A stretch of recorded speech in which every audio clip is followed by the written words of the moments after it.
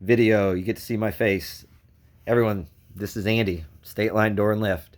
Fun fact, did you know we have a deaf boxer in our family? So this is Cruz. There she is. She's waking up. She can't hear me. Her ears perked up. Anyway, that's fun fact for today. Um, Stay tuned.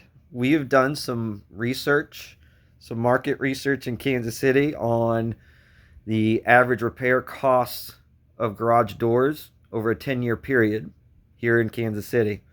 So we're going to roll that out. I'm just trying to finalize stuff on Canva because that takes a learning curve. But we're going to roll that out, and I think you'll be surprised at what the average person pays over 10 years. And there's two ways to do it. So stay tuned. Bye.